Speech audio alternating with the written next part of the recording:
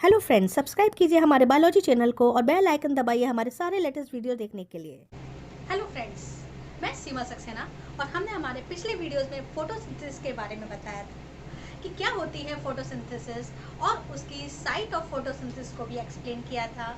और हमने अपने पिछले वीडियोस में आपको फोटोसिंथेसिस के रिएक्शन को भी एक्सप्लेन किया था कि ये एक रेडॉक्स रिएक्शन है। दूसरी चीज़, इसकी मैकेनिज्म की समरी भी बताई। आज हम चलेंगे फोटोसिंथेसिस का ही एक टॉपिक है, रेड ड्रॉप इफेक्ट। एक्चुअली क्या है रेड ड्रॉप इफेक्ट? इमर्सन एक साइंटिस्ट थे जो क्लोरेला एल्गी पर लाइट की फेसेस की स्टडी कर रहे थे। तो उन्होंने देखा जब प्लांट में उन्होंने 680 नैनोमीटर वाली एक मोनोक्रोमेटिक लाइट दी। मोनोक्रोमेटिक लाइट मतलब एक सिंगल वेवलेंथ वाली लाइट। तो जब उन्होंने इस क्लोरेला एल्गी को 680 नैनोमीटर वाली मोनोक्रोमेटिक लाइट दी तो देखा उन्होंने इस एल्गी में फोटोसिंथेसिस की रेट पहले तो बढ़ी लेकिन फिर एकदम डाउन हो गई, क्योंकि ये 680 नैनोमीटर वाली रेड लाइट थी। और इसको फिर उन्होंने नाम दिया रेड ड्रॉप इफेक्ट। मतलब 680 नैनोमीटर वाली जब उन्होंने सिंगल मोनोक्रोमेटिक लाइट दी तो फोटोसिंथेसिस की रेट पहले बढ़ी और फिर गिर गई, जिसको उन्होंने क्या नाम दिया? Red drop effect. तो ये नाम दिया था आपके इमर्सन एंड आर्नोल्ड साइंटिस्ट ने। फिर उन्होंने क्या किया कि इस प्लांट को 680 नैनोमीटर की वेवलेंथ के साथ 700 नैनोमीटर वाली वेवलेंथ भी दी। मतलब दो मोनोक्रोमेटिक लाइट साइमल्टेनियसली दी, एक साथ दी।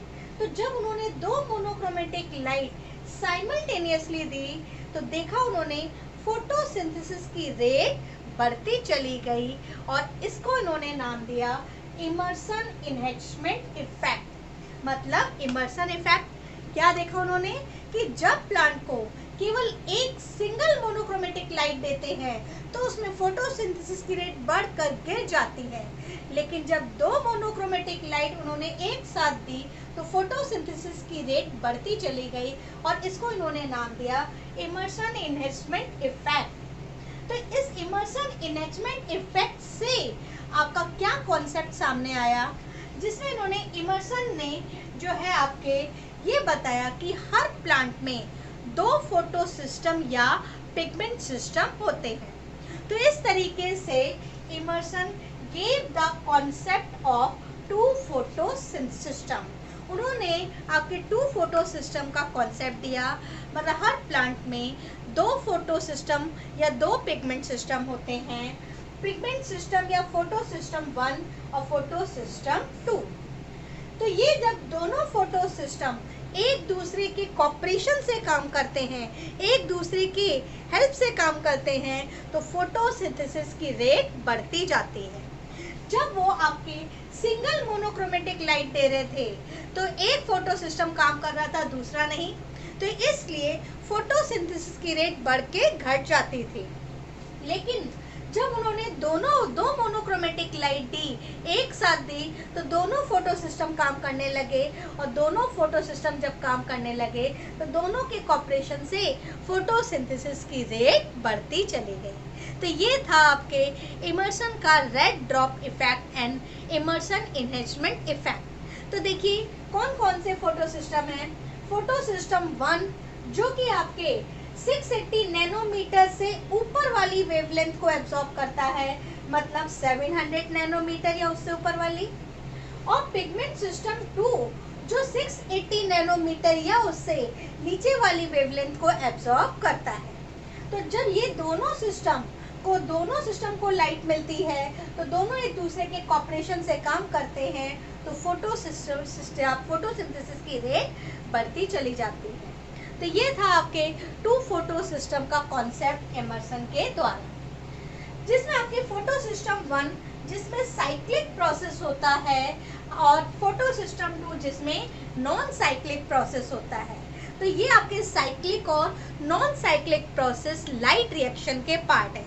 हमने आपको बताया था कि लाइट रिएक्शन जो आपके डायरेक्ट लाइट के प्रेजेंस में होती है, जो क्लोरोप्लास्ट के ग्रेनम में होती है, और ये लाइट रिएक्शन में ही आपके लाइट एनर्जी को एब्जॉर्ब करके उसे एटीपी में कन्वर्ट किया जाता है।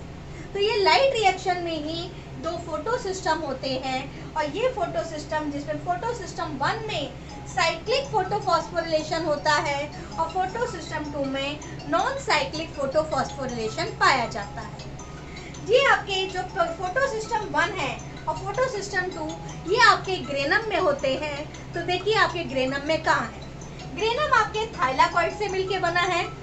थाइलाकॉइड जो एक के ऊपर एक अरेंज रहते हैं, एक बंच बनाते हैं, जिसे हम ग्रेनम कहते हैं। थाइलाकॉइड के जो आमने सामने के पार्ट होते हैं इन्हें हम एप्रेस रीजन कहेंगे। मतलब दो थाइलाकॉइड के जो आमने सामने के पार्ट हैं ये एप्रेस रीजन कहलाते हैं, और इन एप्रेस रीजन में पिगमेंट सिस्टम 2 पाया जाता है। और थाइलाकॉइड के या ग्रेनम के जो बाहर के रीजन होते हैं ये नॉन एप्रेस रीजन कहलाते हैं। नॉन एप्रेस रीजन जो किसी के आमने सामने नहीं है, किनारे की साइड है, तो नॉन एप्रेस रीजन में पिगमेंट सिस्टम या फोटो सिस्टम 1 पाया जाता है। क्लोरोप्लास्ट में ये ग्रेनम आपस में स्ट्रोमा लैमेली के द्वारा जुड़े रहते हैं। स्ट्रोमा लैमेली या स्ट्रोमा थाइलाकॉइड, और इसमें भी आपके स्ट्रोमा थाइलाकॉइड में भी पिगमेंट सिस्टम 1 पाया जाता है। तो इस तरीके से ये पिगमेंट सिस्टम ग्रेनम में अरेंज है।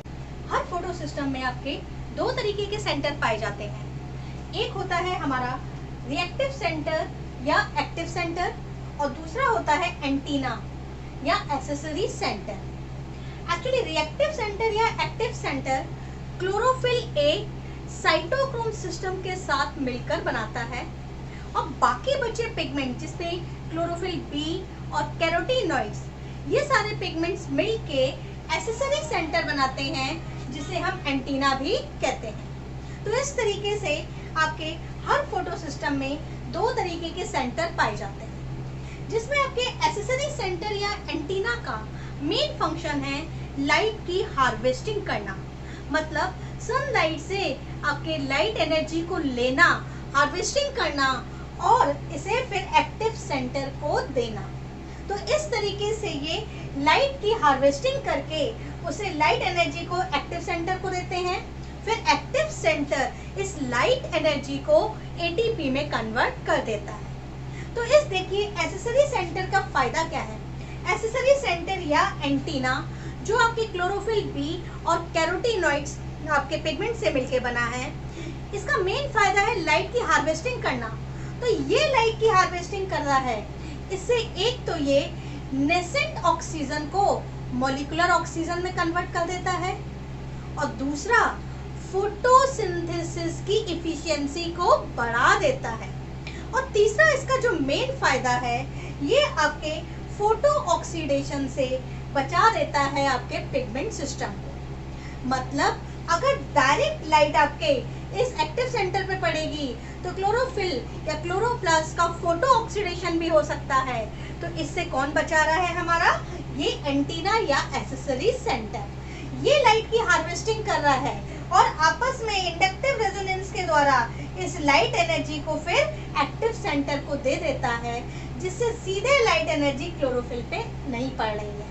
तो ये क्लोरोफिल ए ये आपके एक्सेसरी सेंटर से ले रहा है, और फिर ये आपके जो एक्टिव सेंटर है ये इस लाइट एनर्जी को एटीपी में कन्वर्ट कर देता है। तो इस तरीके से आपके हर फोटो सिस्टम में दो तरीके के सेंटर पाए जाते हैं। तो ये था हमारा जो आज का टॉपिक, जिसमें हमने आपको red drop effect, Emerson enrichment effect बताया, और इसमें फोटो सिस्टम में पाए जाने वाले दोनों सेंटर को एक्सप्लेन किया। तो अब देखिए ये आपके फोटो सिस्टम में फोटोसिंथेसिस की लाइट रिएक्शन परफॉर्म होती है।